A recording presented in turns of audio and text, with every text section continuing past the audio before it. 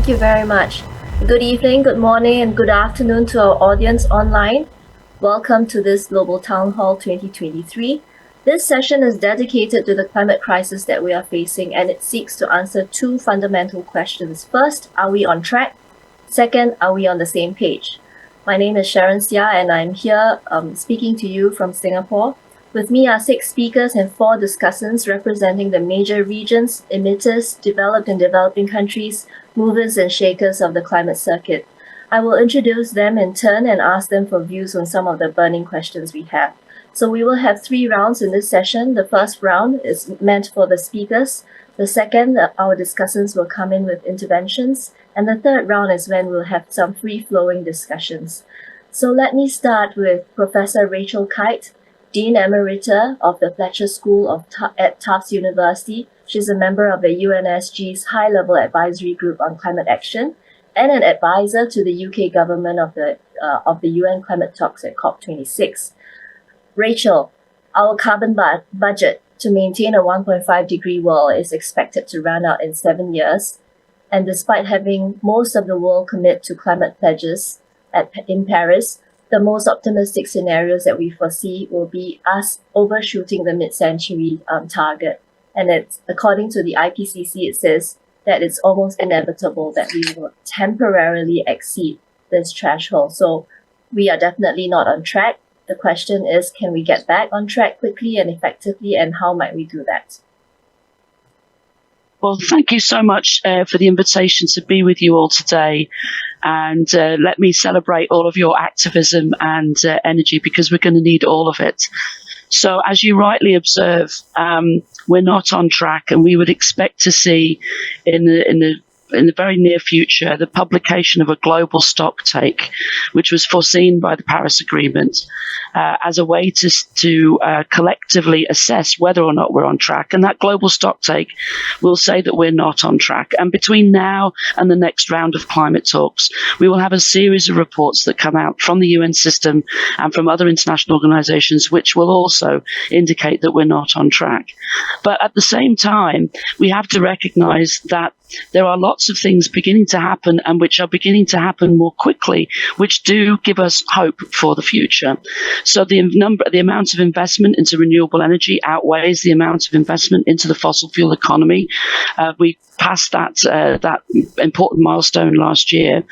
And when we look at the investment profile for Asia as opposed to the rest of the world, it is clear that that finance for clean energy, for clean tech is on the rise. And this is where long-term investment in Asia is headed. But at the same time, we're continuing to still invest too much in the fossil fuel economy. We've seen really worrying data coming out of China in the last few days, confirming that there is an increase of investment in coal happening in the provinces. And so while China's NDC says one thing, policy has not been implemented in another. It's not just China. We've seen the opening up of investment in oil and gas fields in Europe and Alaska as well. And so the major emitting powers, and we have a G20 summit happening next weekend, are not yet living the course to 1.5. So what does this all mean? Well, it means that we've got two realities happening at the same time. We've got the winding down of a fossil fuel economy, which is not happening quickly enough, and we have the winding up of a green economy, which is not happening quickly enough. And we can look at the messages that we send within the global economy, and in particular within the financial system, for one of the reasons why that isn't happening fast enough. The IMF confirmed last week that the subsidies that we provide globally into the fossil fuel economy are higher than they've ever been. $7 trillion a year. That's $13 million a minute. So we somehow within our financial system can afford to be that profligate with our finance at a time when many emerging markets and developing countries are facing debt distress and other challenges. And so there is an ability to send signals within the system which would direct funding where we need it. But the final point I really want to make, because there's so much wisdom on the panel, is that when we come to COP28, and we look at a global stocktake that says that we're not on track, we will need a response from government. We will need a response from government that we need to double down on emissions reduction and removals, that we will need to double down on finding the funding for adaptation finance and resilience, because the impacts of climate change, as we've seen already this year, are becoming severe in every continent. We will need to continue the discussions around how to pay for loss and damage, and we will need to find ways to speed up the discussion around the financial transition so that the signals within the economy allow for investment to flow to where it is needed. And this is a really big political test, because obviously as the geopolitics continue to strain, as multilateralism continues to fray at the edges, it is not at all clear that governments, as they prepare for COP28, are prepared to double down on what needs to happen. And you will see lots of people starting to talk about investing much more in emissions reduction technologies, in direct air capture, in geoengineering, etc. And of course, we will have to have negative emissions technologies investments if we overshoot 1.5, and it looks like we will. But that is extremely expensive. And in the meantime, we have technologies which we can deploy, which can continue to make the transition happen. And I would hope that governments focus on what we have at hand that we can do that would speed things up, while we look at the new technologies necessary for the future, and not to take a techno-optimistic view of this and believe that we should simply continue to emit at the current rates and expect for technology to solve the problem in the second half of the century. Right. Thank you, Rachel. Those were very good views, and I agree with you about sending a signal through the system. We're supposed to have Mr. Fu next, but I think he's having some connection problems. So I'm going to move to Inetza. We have Inetza here with us from the Global Coordinator of the Loss and Damage Youth Coalition, and she's part of a global youth coalition of more than 350 members of 45 countries. And I think this will be a good time for us to pick up the discussion on loss and damage. So from the loss and damage at COP26, the Bridgetown initiative that was spearheaded by Barbados to the summit, we see critics have been saying that the momentum to push for higher financial flows and to the most vulnerable communities and states are gained, and yet progress and real results remain stagnant. In your view, Inetza, what is the biggest stumbling block for this objective? And on the other hand, what are the low-hanging fruits that we can prioritize? Thank you so much, Sharon. I hope you can hear me. I'm also having trouble with the internet, but if you can hear me, you can give me a sign. Yes, we can hear you.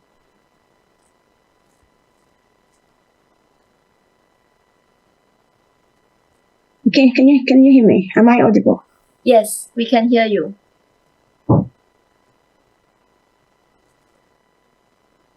Hi, Inetza, we can hear you. Thank you so much. So for me, I think the biggest stumbling block that we have is that we don't define what is action to address loss and damage in a common manner. Because in one part, when we are talking about action to address loss and damage or the climate crisis, it's viewed on another reform of adaptation program, another way to build up the climate resilience, which is all about taking action in the future. But also, on the other hand, when we're talking about action to address loss and damage, it means that we need concrete action now. We need the concrete action today because we're having community dying on a very high alert, and those who are vulnerable are the ones who are coming from developing countries, and the one that did less to cause the climate crisis. And the science is there to really link the fact that climate crisis is a human-made scenario or effect. So when I hear some of the commitment that is being made, a lot of time I just ask myself, what is the secret behind? Because, for example, when Pakistan, when they had flooding last year, we had the global from or people coming together to give financial support to Pakistan, but more than 90% of what was given was a loan, which means that even our way of addressing the climate crisis is not really that impactful or that meaningful in taking the voice of the most vulnerable to the center. And where do I have hope? Like the long-hanging fruit is how I see that people, and especially young people, are able to go beyond the limitation of the global politics and to look into how they can create strategic partnership or collaboration to catalyze action on the ground. Because when you hear how we are living in an era where we are able to redefine what is meant by development, and this time we have the time to do it in a much more better way. So with the incorporation of especially the climate crisis and justice, because on one hand, when we are asking for action to address loss and damage, it means that we need action to be able to regain our development. So if in Rwanda, for example, we lost 1% of our GDP in just 3 months, we should be having another recoping mechanism that's going to allow us to achieve the GDP that we were already having, because we are losing our development, and yet the access modality of the development does not incorporate how we are climate vulnerable, but we have a chance to do it much more better, and that's where I get my hope. Thank you so much, Ineza. Want to pick up on that discussion later about the use and the ability to take action. I want to move on to our next speaker, Flarup Christensen, who is Executive Director of Greenpeace International. He has worked across the global network, including 15 years as Executive Director at Greenpeace Nordic, and he has also led the mission to free staff and volunteers arrested in Russia for peacefully protesting. Mads, the climate crisis is also interlinked with global inequalities, and the richest 10% are responsible for 49% of total lifestyle consumption emissions, while the poorest 50% are responsible for only around 10% of it. Yet, the poorest ones are getting the brunt of the climate crisis. How do we address this injustice in the climate negotiations table? Thank you, Sharon, for that question, and thank you to the foreign policy community of Indonesia for inviting me today. Yes, as my fellow panelist has also concluded, we are off track and we are on the wrong page. While we see extreme weather disasters and rising energy costs, fossil fuel companies see their profits soaring. Last year alone, just 5 oil and gas companies make profits of $200 billion. And for decades, we had the fossil fuel industry lies and deceptions. This industry won't go down without a fight, and it'll be tough, but together we can and we must succeed. So what to do about it? Regarding energy and inequality, on one hand, the situation is worse than we would have expected at this point in time in terms of the impact we are seeing, right? The extreme weathers, forest fires, mass migration, planetary tipping points approaching, those least responsible being hit the hardest. But on the other hand, we also have solutions. They are bigger than they ever been before, and they are closer to us. Not only do we have to, but we have the means to phase out fossil fuels like never before. Solar and wind are economically viable and getting cheaper every day. When it comes to the negotiation table, civil society is united in seeing COP28 as a moment that must send a clear signal to the world that governments are committed to a fair, fast, and full phase-out of fossil fuels, coal, oil, and fossil gas, and a commitment to no new developments of fossils. Why? Unless we phase out fossil fuels, we will have no chance of keeping global temperatures to rise below 1.5 degrees. Greenpeace welcomes the fact that the COP28 presidency has said that the phase down of fossil fuels is inevitable. This has already sent a strong signal, but we need to go further, of course. A global phase out of fossil fuels will not happen at the speed nor the scale required on its own. It's political and an economic choice, and one that governments must commit to at COP28. Regarding the stocktake, civil society needs to underline the importance of the global stocktake at this year's COPs, no doubt about it. The stocktake needs to offer clarity on where we are in relation to the goals of the Paris Agreement regarding emissions adaptation, finance, loss and damage, etc., and where we're going. Clear expectations needs to be set of the next round of NDCs, the national climate commitments, which are due to submit us by 25. We, however, should also be proud that we are seeing a growing wave of people power, and that is bringing change. People have rights, states have duties, and companies have obligations. And we need to see an end to fossil fuels fast, no doubt about it. Fossil fuels are phasing out. The industry needs to pay for climate action and the harm that their products cause. They need to stop drilling, and they need to start paying. And action to make polluters pay will, of course, also support the phase out, because when you tax something, you get less of it, and when you reward something, you get more of it. Thanks. Thanks, Mads. And from this conversation about the role of people, humans in the whole system, I want to move on to our next speaker, Robin Moore, who is the Vice President of Communications and Marketing at Rewild. Rewild is an organization that works to protect and restore biodiversity. So I think this is a pretty good time for us to come in and talk about the role and potential of wildlife in meeting the goal of not tipping ourselves over the threshold. And I just wanted to get your views, Robin, on, basically there has been a report by the UNEP in 2022 that highlights that decarbonizing will not be enough. Financial and technical support for nature-based solutions must actually triple by 2030 to meet our targets. And also, another report by Nature Climate Change suggests that restoring and protecting functional roles of animals in ecosystems tend to be an overlooked climate solution. So your views, please, on nature-based solutions and the role of wildlife. Thanks, Sharon. Yes, absolutely. Great question. I think nature-based solutions have been shown to be able to provide at least a third of the mitigation needed to achieve the targets of the Paris Agreement.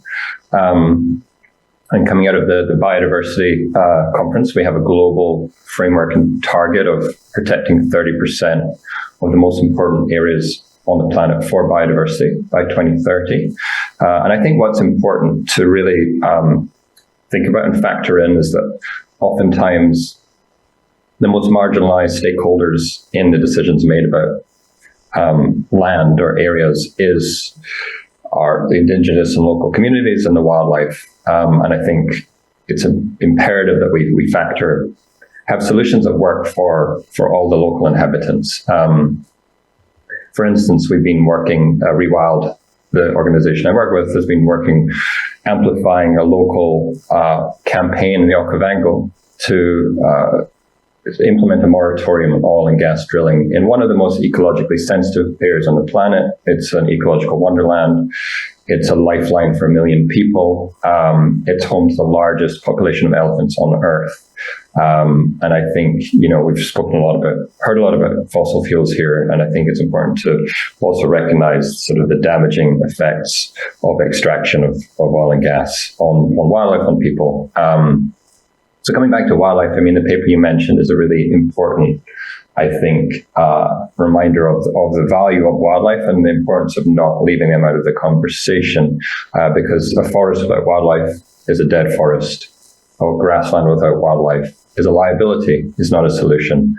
And the paper you mentioned really highlights that protecting and restoring 9 key wildlife species or wildlife groups could actually facilitate the capture of 6.4 billion tons of carbon annually. So to put that in context or break it down a little bit, if you consider one single forest elephant over its lifespan, which is 60 years, and I think it's important that we consider wildlife over their lifespan. Sometimes we take a snapshot and we look at what something is worth in that moment. But an elephant can live 60 plus years. And over that time, it's shaping its habitat, shaping the environment, it's sequestering carbon. And one elephant can sequester $1.75 million worth of carbon in its lifetime. And if you compare that to the $40,000 that a poacher would get for its tusks, it's clear that wildlife are worth much more alive than dead. And we don't often factor that into the economics. And I think we need to find solutions, again, that really recognize and capture that true value. The bad news is we've lost 70% of wildlife populations since 1970. The good news is that we know how to protect and restore, and we've seen the results. When wildebeest crashed in the Serengeti in the early 20th century, the ecosystem was a carbon source. It was actually emitting carbon. The restoration of the wildebeest turned it into a carbon sink. So we know the solutions are there, and I think as we sort of look towards implementing nature-based solutions and this target of 30 by 30, that we will look to wildlife as sort of a key ingredient. Thanks, Robin. I think that's really illuminating and some pretty good sound bites there. And coming from Singapore, a largely urban city, I really appreciate what you've been you're telling us about nature-based solutions, and we're also starting to pay attention to nature-based solutions and also to the protection of wildlife. Well, not much, most of them in the zoos, but still nonetheless important for us to encourage these sorts of actions across the region in Southeast Asia, where a good deal of primary forests and wildlife still exists. We were supposed to move to Mr. Fu Chenyu and also to Mitzi, but unfortunately I think we've lost them. So I'm just going to move on to the second round, where we invite our discussants to come in with their comments on what we've heard so far. Before I do that, I do want to encourage our online audience to send in your questions, state your name, your country, and also tell us which speaker you want to get to address that question. You can do that through the chat box, or I think via the open chat forum that's on another link. So just moving on, we have Sandra Guzman Luna, founder and general director of the Climate Finance Group of Latin America and the Caribbean. We also have Chiamaka Aziani, program officer of Environment and Climate Change at the Africa Youth Growth Foundation. And the third discussant is Mr. Erickson D. Kalata, Vice President for Linkages at the Philippine International Studies Organization. And our fourth discussant is Daniel Gorski. He's a student at the University of Warsaw. So after hearing from our speakers in the earlier round, do you have any thoughts or perspectives on how to accelerate that action? Any thoughts also about, the role of the civil society in the global stocktake? I've been busy taking notes, and also thoughts about internalizing that economic cost of damaging the climate, of not protecting the wildlife and the biodiversity. Any one of you can start. Hi, Thank Sandra. you. Thank you, Sharon. Thanks a lot. My name is Sandra Guzman from Mexico. And thanks, Sharon and colleagues, for the opportunity to provide some reflections. The name of the panel is, Are we on track? And the answer is no. Are we on the same page? And the answer is definitely no.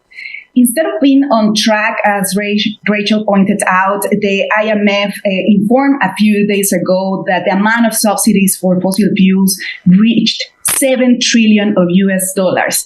And this is almost the amount of money that we would need to implement the national determined contributions in developing countries in the next 10 years, according to the Standing Committee on Finance, which estimates $5.8 trillion to implement these NDCs. This means that the money is there. Unfortunately, public and private sources are still feeding the climate crisis. And one critical point is that we need to ask to leave fossil fuels under the ground. And the conversation that we need probably is not going to be led by the US or the UK or the European countries, but we have to start raising our voice also from the global south. Locally, a lot of people from the global south are working on this in leaving fossil fuels in the ground. A few days ago, the citizens of Ecuador voted in favor to protect the Yasuni Reserve to avoid fossil fuel exploitation. And this is a historical decision, and probably you didn't see it in the mainstream media because fossil fuel industry don't want more of these referendums around the world, but we need to push for more of these referendums around the world.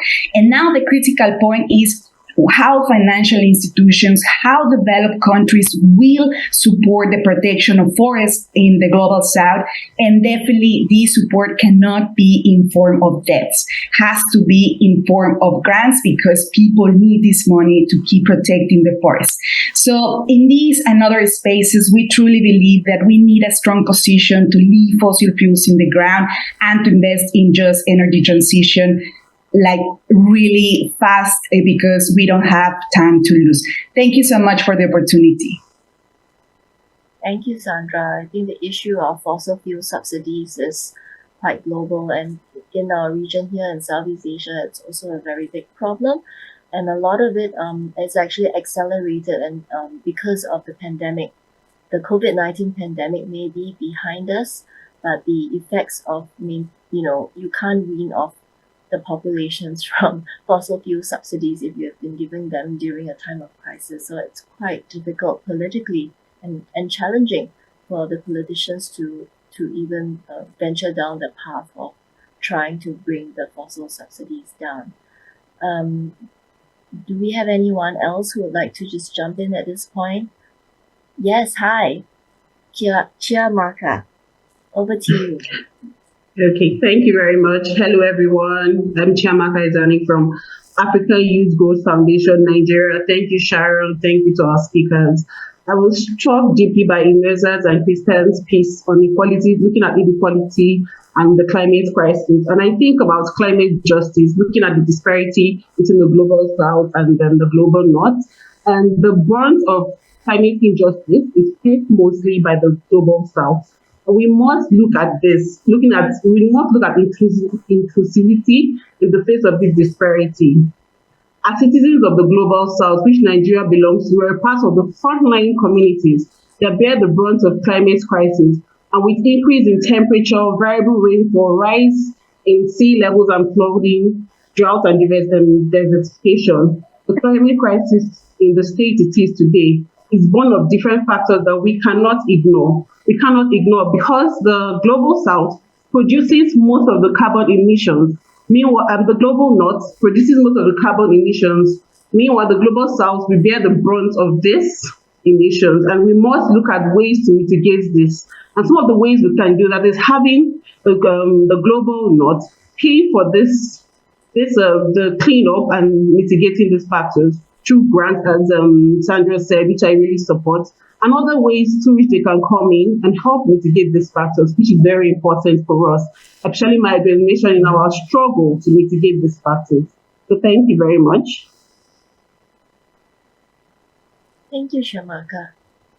How about Erickson and Daniel? Do you have any views about this? Do you also think Hi, Sharon. grants are important?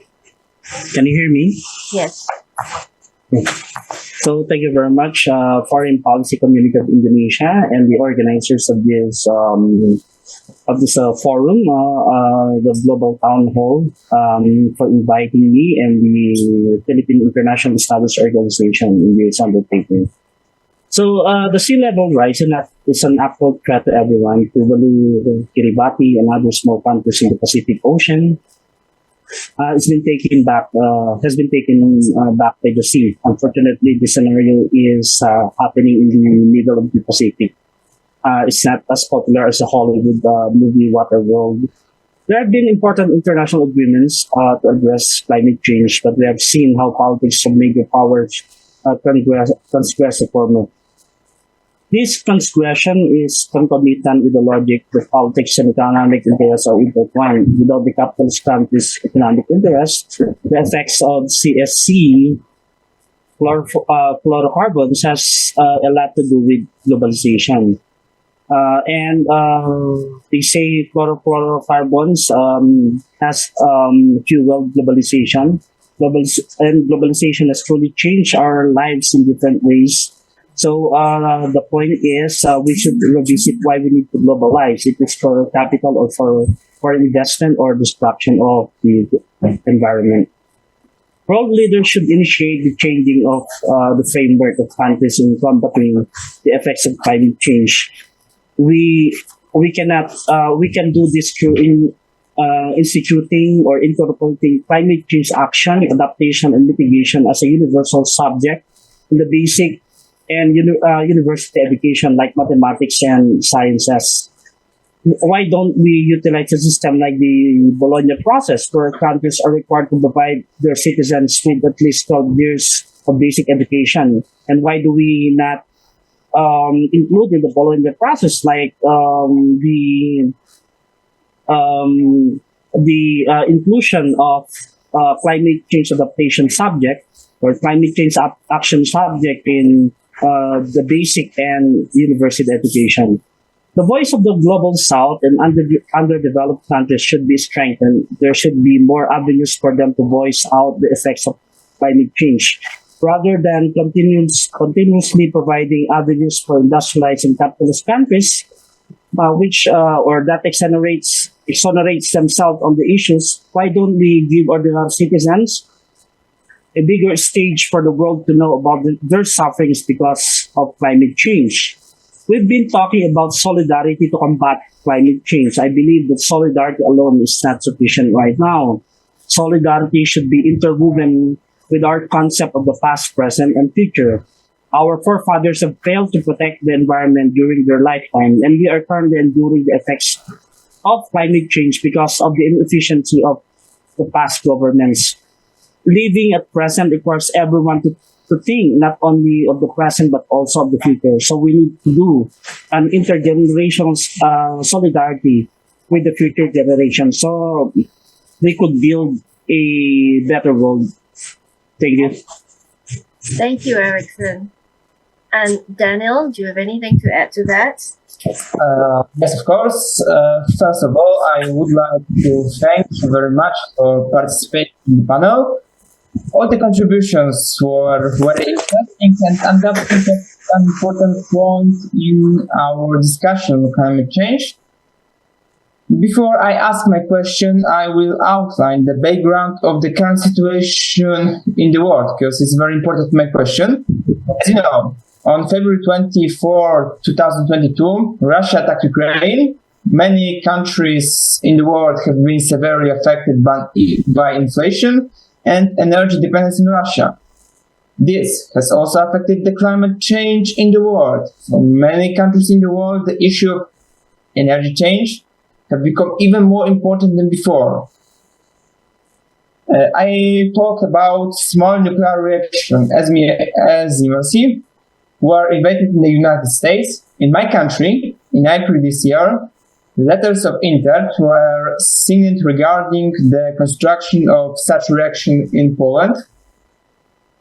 What is easy to notice is that the cost and production of such nuclear energy is much cheaper and more easily available to most countries in the world.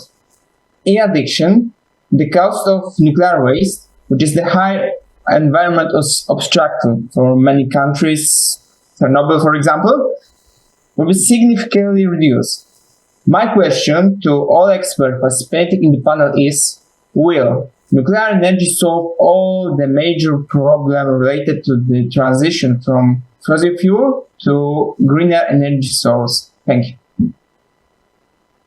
Okay, we can take the question in the next round. So we're going to move to the round where all our speakers come in.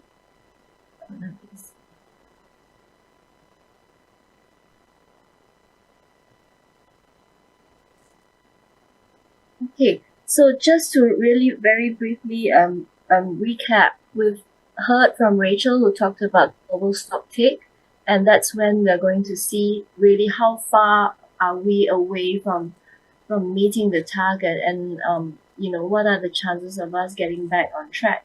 We've also heard from Sandra, who said that definitely we're not on track. We're not even on the same page, or maybe many books apart from each other. So this is really interesting, and I just wanted to bring in Rachel again to this discussion on what are we likely to see, at the global stocktake at COP28. And are there going to be any concrete actions that will be proposed? We've come a long way from making all our NDCs and our long-term low emission strategies, but really we haven't seen very much in terms of action. So we've got to go beyond the point of just talking and now really moving into action. So I think this is the great frustration, is that there are things happening and there is progress, but it's not fast enough and it's not deep enough.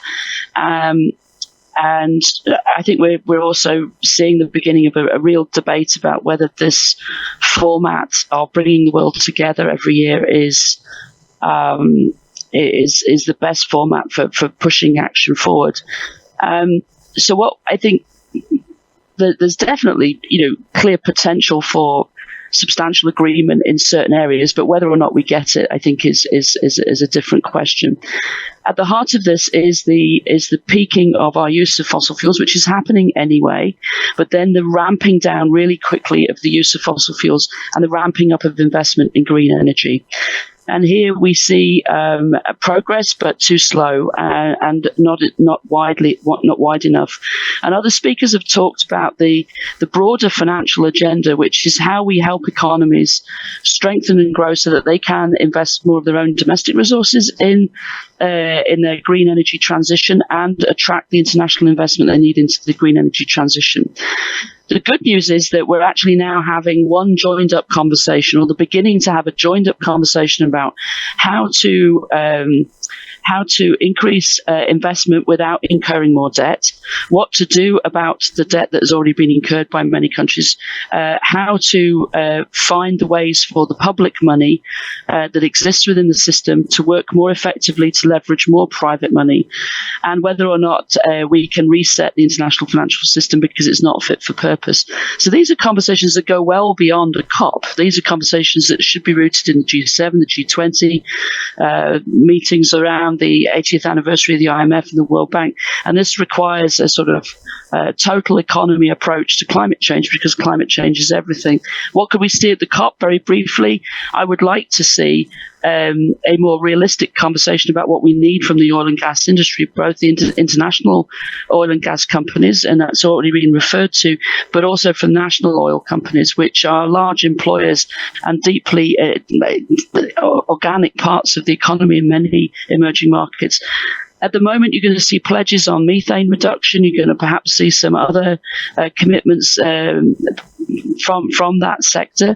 But I think what we really need to see is an inversion of the ratio of investment that oil and gas companies make in fossil fuels and what they make in clean energy. So if we want to hold oil and gas companies to account, both national and internationally listed, then they should be investing more of their capital expenditure and operating expenses in clean energy than in fossil fuels. At the moment, no company does that. No company comes close to investing 20% of its capex and opex. And these are the kinds of measures which should have short-term interim targets attached to them. The IEA and others agree on what that ratio should look like. It should be something eventually like 1 to 9. So for every dollar invested in fossil fuels, invest 9 in clean energy. But if we could get to 1 to 4, 1 to 5 by 2030, this would put the oil and gas industry back on track to help the transition. So that's just one idea, but I think that the politics and the way in which we organize COPs now become obstacles to the kind of ambition we want to see.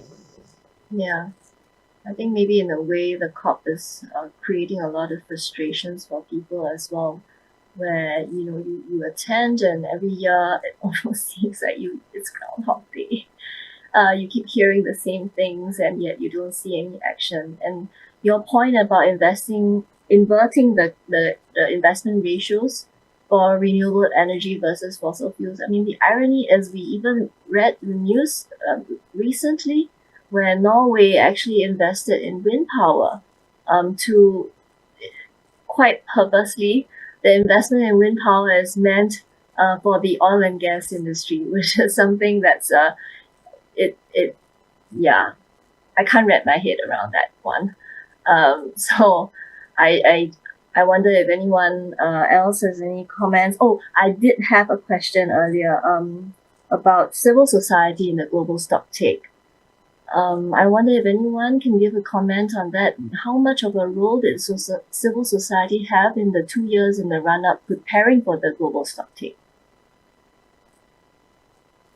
Would any one of the speakers? Yeah, I mean, I'm happy to say a little bit about that, right? I mean, I think you're right, Sharon, right? We can all be frustrated about how the COPs are going, and it seems to be extremely slow, and we keep being frustrated by the fact that the primary challenge seems to be that the implementation gap between the negotiated commitments and agreements and then the reality of the real world and real action is just widening, it seems. This is enormously frustrating, but I think that's why it's super, super important that we also really are mindful of all the other things that we can do in order to drive this agenda forward, right? I mean, as I said before, I have absolutely no doubt that what we are seeing at the moment is a quite large impact of people power, right? People going to the streets, people engaging in these issues, awareness about these issues are rising, and that's a global phenomenon. It's not just a European or a phenomenon we see in in that part of the world. We see it globally, that awareness is rising around that. And we need to make absolutely certain that our leaders, our industries are hearing us loud and clear. And that takes civil disobedient actions, non-violent direct actions. It takes going to the streets. It takes involvement in order to see that happening. But it's not the only avenues. Rachel had a very good point before, right, on confronting the fossil fuel industry with their despite their constant effort of greenwashing their credentials when it comes to renewable investments, then the reality is very, very depressing. Like just last week in Greenpeace, we published a report that shows that only 0.3% of the energy output from the 12 largest oil companies in Europe is from renewable energy.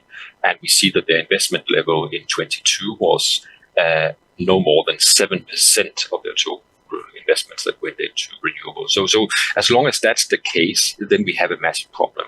And therefore, we have an obligation, all of us, to challenge their license to operate, their social license. We have to insist that we will not accept the greenwashing efforts they're doing, the participation in sport events and other ways that they are managing their social license. That must be confronted. And I think the third thing I would just mention as an avenue that we must take in parallel to the COP is a very, very strong focus on using the legal avenues that also exist, right? I mean, we see an increased success rate when it comes to legal challenges, both towards the industry but also towards governments. Now that is a real risk to their continued inaction, that NGOs like Greenpeace, individual people or others are taking legal actions against these companies or governments. So let's not pretend that there's no avenues to take in order to find solutions when it comes to being active here. We should and we cannot only rely on the COP process. Well, I agree with you about taking different actions through other avenues, but civil litigation can only take place if there is a law in place in the first place, which is not present in many developing countries. I want to invite Sandra to come in on an intervention about the role of civil society in the global stocktake. Sandra, over to you. Thank you so much, Sharon, and thanks. I think the role of the civil society in the global stocktake is critical because at the end of the day, we are the witnesses and we are the memory of processes. And we are also assessing to what extent our countries or our governments are fulfilling or not the commitments. And we are the ones that, critically speaking, we can say the truth that is not being said by governments itself. So I think what we will see is it's a collection of different perspectives that acknowledge that we are not on track. Yes, there are a lot of actions happening around the world. We are not saying that this is not happening, but we are not on track. This is going very slowly in comparison to what we need. And for instance, just to mention an example, it is true that the investments in the renewable energy industry are increasing, and this is true. However, we have to critically also assess to what extent these renewable energy investments are creating benefits for the people as well, because we see benefits from the big companies, but to what extent these are creating jobs at the local level, to what extent are creating good conditions for people. I'm from Mexico, and I can tell you plenty of examples how this energy transition is not just, and that's why in many spaces we are also demanding that this energy transition is just and fair, includes social rights, and it's not only a matter of reducing emission in this point, but also about creating social well-being. And this is something that we are not seeing all around the world. So this is a critical point when we talk about investments in the renewable energy world. Thank you. Yes, a very big challenge for us is how do we transition ourselves in a just and equitable way, and ensuring that no one is left behind. I think in Netza, you have a point that you wanted to make about the COP28 process. Yes, I wanted to share in a few minutes around the COP. So I've been attending COP since 2018 as a country negotiator, and because in Rwanda when you say youth inclusion is we mean it, so it's you can really we have like concrete examples.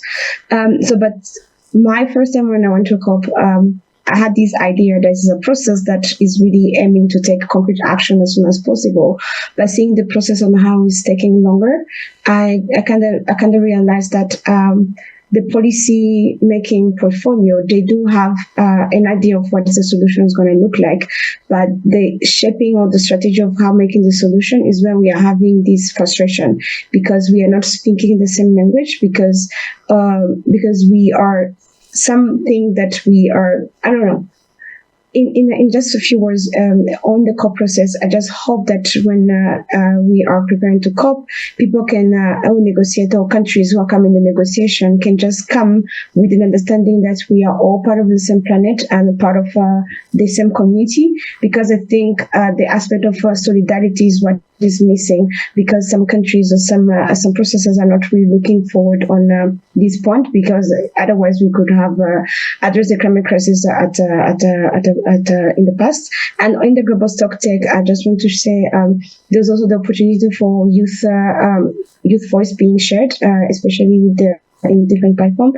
And what we are seeing is that most of the point that we are saying, especially around the finance and adaptation and loss and damage, is not being captured. So there's a... I think we've lost Inetza there. Now there's two. Oh, sorry. My internet is jumping, but just to say, like on the global stocktake process, a lot of points that youth are making on finance, adaptation, and loss and damage is not being captured, and it's kind of bringing us to really be scared of what is going to be the policy solution that we're going to have. But we then choose to also be hopeful in a way that we can take concrete action, not because what we aim is not only to blame the system, but also be part of the active solution making process. Thank you, Inetza. So I think we have several questions coming in from the audience, but before we go there, we had a question from a discussant just now about the use of nuclear energy as a low carbon source, as a potential way to mitigate and to transition ourselves out of fossil fuel. I wonder if any of our speakers have thoughts on that. our speakers online. Anyone? I'm happy to say a few words about our view on that in Greenpeace. Okay. I think we have to be extremely careful not to make the same mistakes around nuclear that we have done for decades, namely to have that as a low carbon solution that has been preventing the rollout of the solutions that we know can be delivered at scale in the time frame that we need it to be, and at the cost that we see just decreasing when it comes to solar and wind, for example. Right, nuclear remains to be a distraction, in our opinion. Right, and it keeps being something that will prevent the rollout of these solutions that we already know. I think previously there was a comment about fourth generation nuclear, what role that could play. I think we just need to be super clear that that is still far away. And I think that's, of course, completely fair that we continue to look at whether that can be something that addresses the 5 fundamental problems that exist with nuclear. But that's not the solutions that are on the table right now as alternatives.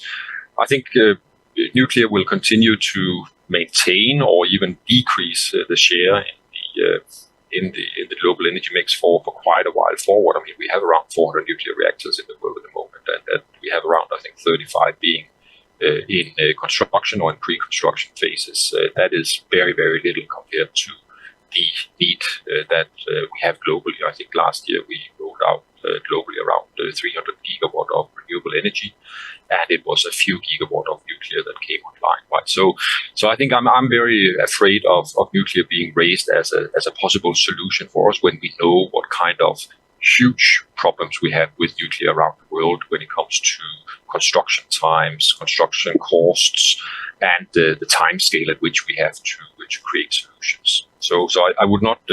I would encourage us not to overestimate that as a savior for us. Thanks, Mads. I hope that satisfies Daniel. I'm going to just move on to some of the questions that's come in. So one of the questions from Meme Drop Indonesia is about how big oil companies will be able to fight their way out of the replacement of fossil fuel, and whether developing nations will invest in critical replacement of fossil fuel because developing countries have certain economic limitations.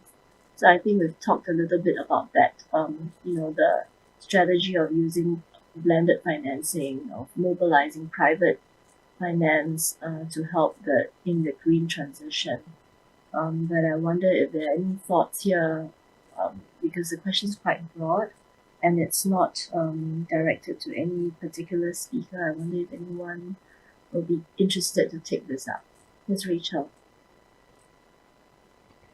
Well, we could have an entire seminar on the structural issues for economies as they wind down their use of fossil fuels, and if they have national oil or gas companies, how to wind those companies down, and managing out the sort of fossil fuel piece of the economy while you wind up the investment in green is something that we haven't spent enough attention on. And I think that there's now important research and collaboration going on around what that means for public finances in a number of emerging markets and developing countries.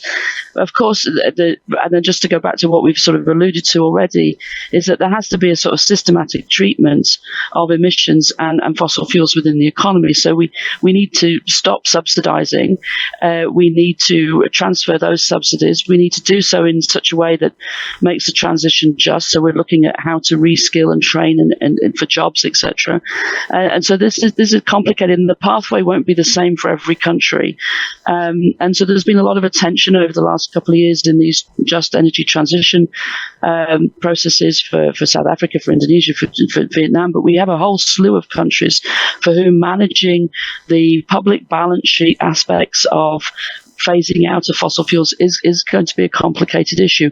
And then eventually we're going to have to be able to pool all of the bad assets and manage those down. And we've never done this globally. We have transition economics, which we can remember from the 1980s and the collapse of the Soviet Union and the emergence of free market economics in Eastern Europe. We've had individual examples of sort of bad asset banks after the banking crisis in Sweden, for example. But we're going to have to find a fairly sophisticated way of managing out all of these countries. So, just to say that there will continue to be investment in fossil fuels, but how that happens and how that happens as part of a transition is something that not enough attention has been paid to. This is something that should come up in the conversations between the IMF and every country in its Article 4 reviews. And this is something where we need to make sure that what the IMF is talking about with countries is in line with Paris. I agree with you. I think this transition to out of fossil fuel and into clean energy and so on has to be a very highly managed one.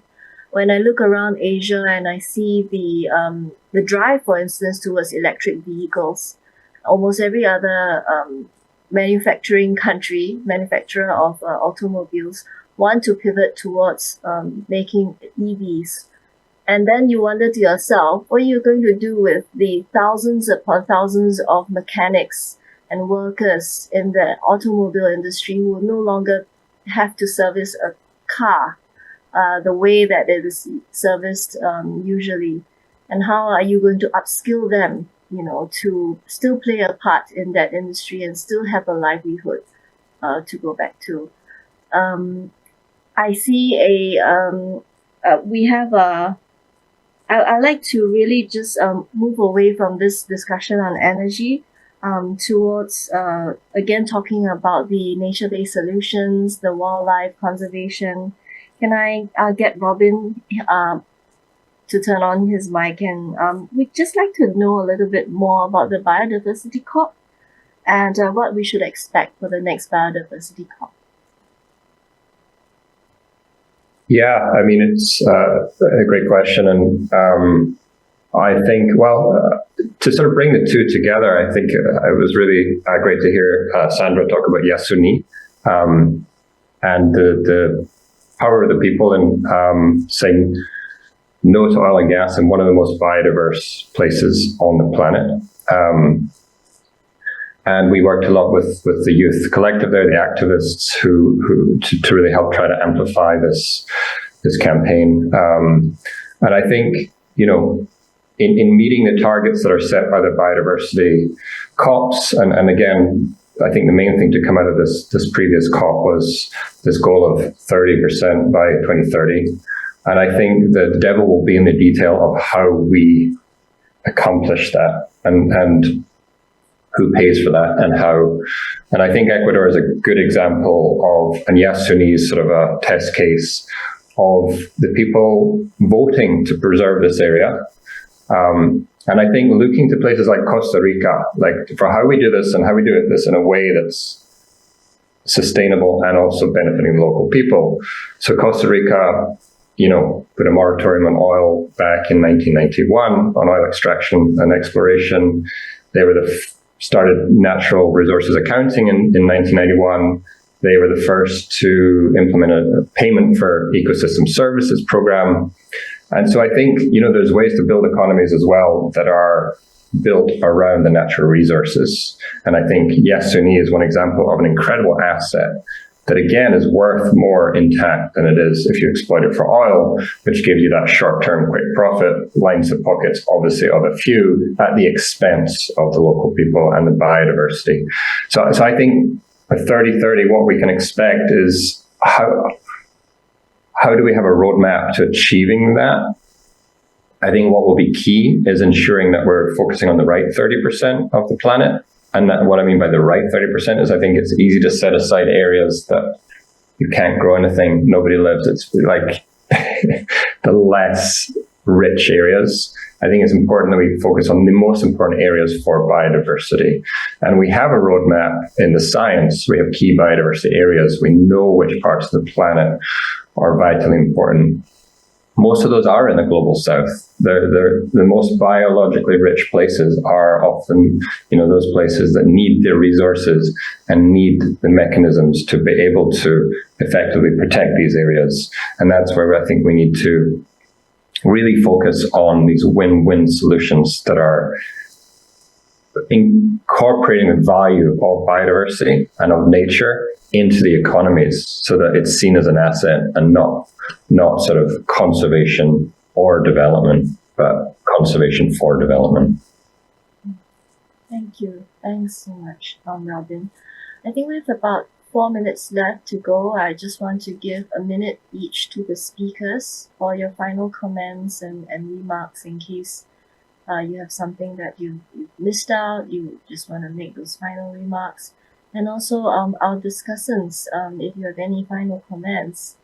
But we have only 4 minutes, so maybe half a minute each. I think Sandra has something to say. And we have also Chiamaka who wants to make a comment. So maybe to Sandra first, and then Chiamaka, and then to our speakers. Thank you so much. Very quickly, as was commented, many developing countries still rely a lot on fossil fuels to generate revenue. And what happened in Yasuni is a massive decision, but the population is giving up like that money that will be produced by extracting fossil fuels. And here is where the international community has to come as well, because we are hoping that international cooperation will come also to provide support to preserve this area in the Yasuni and create jobs around the conservation, because this is the big opportunity that we as developing countries have, like be separated from the extractive activities and generate jobs around the conservation. But I insist this support cannot be in form of loans, because this is only creating more debt. We need another type of financial system to support these new industries that we will need to keep on track or to be on track in regards to climate change and other the biodiversity protection fight as well. Thank you. Thank you, Sandra. Chiamaka, over to you.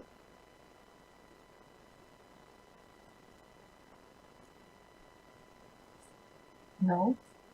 Okay, she's gone off the screen. But closing, just final remarks from Rachel, Robin, Inetza.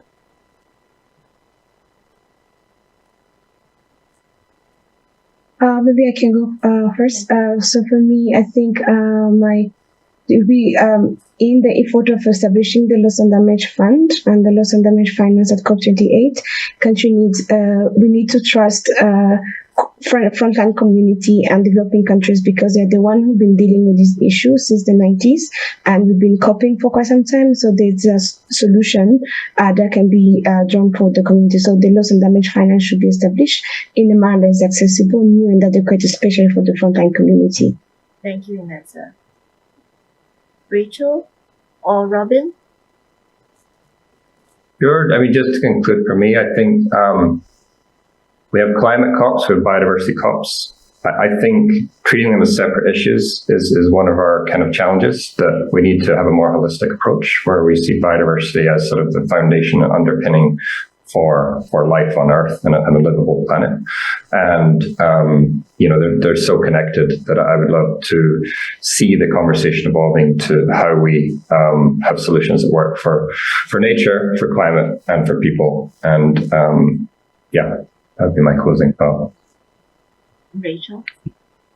Yeah, just to build on that, I think that we have a very short window of time to sort of fix the plumbing being the way that the financial system works, in order to get the level of investment we need into resilience and adaptation, as well as into the energy and food and transport transitions. And at the very heart of that plumbing, as we fix it, will have to be ways to value nature, and to put nature at the heart of the transition. And I think we're only just beginning to think about how to do that internationally. And I think, given that this is hosted in Indonesia, many of the solutions are going to be found in Indonesia or close to it, because that just makes sense from an economic point of view. Thank you so much. It almost feels as if we've just barely touched the surface of whatever we were discussing, and I'm so happy that all of you can join us. We've lost a couple of speakers along the way, but I think nonetheless it's been a very good discussion. I would suggest that, maybe FPCI should think about a dedicated global town hall on the climate crisis itself. We can spend an entire day, in fact, we do spend an entire 2 weeks at COP talking about the climate. But really beyond talking, I want to emphasize that I think we all agree, we are on the same page on this, right? We need action. We don't need any more talking about the same things over and over. We need to start seeing actions from governments, subnational governments, from the private sector, from the companies. And I think civil society has already done a lot and will continue doing more. I have full confidence in that. And so with that, I want to thank everyone for coming on and listening to this session on the climate crisis and whether we are on track and on the same page. Thank you again to my speakers and discussants.